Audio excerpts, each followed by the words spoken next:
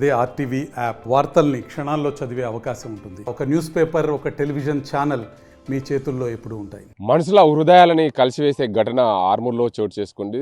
ఆర్మూర్ మండల కేంద్రంలోని పట్టణ కేంద్రంలోని మాడిపల్లి చౌరస్తా వద్ద ఓ వ్యక్తి, ఓ డిప్యూటీ తహసీల్దార్ హోదాలో ఉన్న వ్యక్తి రాజశేఖర్ శివరాం అనే వ్యక్తిని ఆ కారు తుడుస్తుండగా, ఆ కారు తుడిచిన తర్వాత అతను కాలుతో తన్నిన ఘటన మొత్తంగా ప్రపంచాన్నే కలిసివేసిందని చెప్పచ్చు. ఈ ఘటనకు సంబంధించి ఆ శివరాం ఏదైతే మృతి చెందారో వారి కుటుంబ సభ్యులు ఉన్నారు. అసలు వారు శివరాం మృతి పట్ల ఏం కోల్పోయారు అనే అంశానికి సంబంధించి వారి అందరి కుటుంబ సభ్యులను అడిగి తెలుసుకుందాం. శివరాం ఇంటికి అసలు పెద్దవాడా చిన్నవాడా, ఏం జరిగింది అనే అంశానికి సంబంధించి వారిని అడుగుదాం. చెప్పండి, మీకు శివరాం ఏమవుతాడు, ఏమైందమ్మా? శివరాం మా తమ్ముడు సార్. అతనికి డబ్బులు అడుకోనికి రోడ్డు మీదకి వెళ్ళిండు సార్. ఏదో రోడ్డు మీదకి వెళ్ళినప్పుడు సార్ లేవంటే వాడు వెళ్ళిపోతున్నాయి కదా సార్. అక్కడ నుంచి టిప్పర్ రాగానే సార్ టిప్పర్ కిందకి వెళ్ళి కాలుతో డోర్ తీసుకొని కాలుతో వచ్చి తోచేసాడు సార్ మా తమ్ముడు సార్. అతను అడగస్తేనే నేను బతికినాం సార్. మాకు పూటి గడిచి కాదు సార్, మాకు గుడి చేయిందే సార్. అతను చనిపోయింది సార్. మాకు ఇంకెవరు లేరు సార్. మేమిద్దరం అక్క చెల్లెలు సార్. మాకు ఇంకెవరు లేరు సార్. మాకు అమ్మ నాన్న ఎవరు అందరు చనిపోయినారు సార్. ఇక్కడ మా బంధువులు ఎవరు లేరు సార్. మమ్మల్ని ఇక్కడ ఉన్నాం సార్. మేము ఏదో గుడి చేసుకొని మా పూటికైనా మేము బతికినాం సార్. అడకొచ్చుకొని తింటున్నాం సార్. అతనైనా కానీ మమ్మల్ని బతికించినా కానీ బాగుండు సార్. అతను చంపేశాడు సార్. మేము ఇంకెవరి దగ్గరికి వెళ్ళాలి సార్.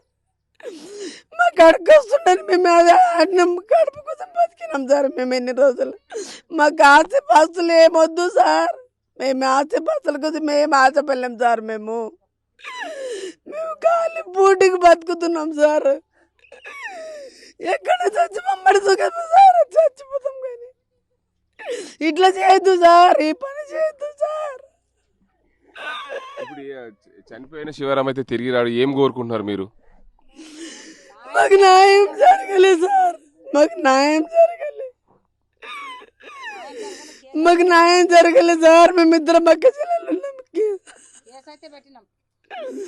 కేసు పెట్టినాం సార్. మేము కొన్ని రోజులు జీవన్ రెడ్డి అన్నం పెట్టిండు. అక్కడ ఉన్నప్పుడు ఏదో మేము అన్నం తినేసి వచ్చి మేము ఇంటికాడ వాన వచ్చినా వాన రాకున్నా ఇప్పుడు గుడిచెల్ల వాన కారిపోయినా కానీ మమ్మల్ని పట్టించుకునే వాళ్ళు ఇక్కడ ఎవరు లేరు. ఎందుకంటే అందరు సమానం ఉన్నారు కాబట్టి మేము ఒక గుడి చేసుకొని ఉన్నాం సార్ వాళ్ళతో. మీరు చెప్పండి అమ్మా, మీరు శివరాం అంటే మీరు చిన్నవారా? నేను చిన్నదాన్ని సార్. నాకు అన్న అవుతాడు. ఆయన తెస్తేనే ఆమె తింటుండే నేను పెళ్ళి చేసుకుని పోయినాను. ఇక్కడనే ఉన్నాం మేము కూడా. మా సొంత అన్ననే ఇప్పుడు రోడ్డు మీద ఇప్పుడు ఏమని లెంకల సార్. మేము ఎటా అనే లెక్కలే మేము ఇప్పుడు.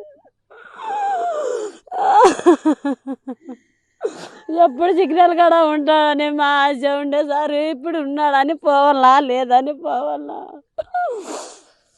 మేము సామాన్ తీసుకొని పౌడగమ్మలు లేకుంటా పని గురించి లేకుంటా పోతున్నాం. ఎప్పుడు సిగ్నల్ కాడ ఉంటుండే, ఎప్పుడు ఆడుకుంటా చేసుకుంటా ఎప్పుడు అన్నీ ఉంటాడని ఆ బాధలో ఉన్నాం సార్ మేము.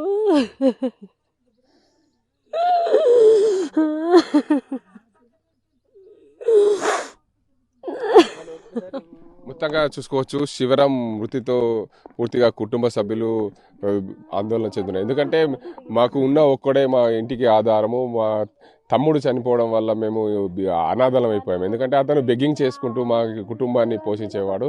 అతను లేకపోవడం వల్ల మేము ఎవరి మీద ఆధారపడాలి అంటే మాకు ఉన్నడే ఒక్కడు. ఎప్పుడైనా కానీ కనిపిస్తే సిగ్నల్ దగ్గర కనిపిస్తుండే అని మేము ఆశపడ్డాము. కానీ ఇప్పుడు అక్కడ లేడు. మాకు న్యాయం జరగాలని చెప్పి కుటుంబ సభ్యులు కోరుతున్నారు. ఇది ఇక్కడ పరిస్థితి. అజంతో గంగారెడ్డి, RTV నిజామాబాద్. మరిన్ని వీడియోస్ కోసం ఛానల్ ని సబ్స్క్రైబ్ చేయండి. లేటెస్ట్ అప్డేట్స్ కోసం వాట్సాప్ ఛానల్ ని ఫాలో చేయండి. అండ్ లింక్ డిస్క్రిప్షన్ లో ఉంది.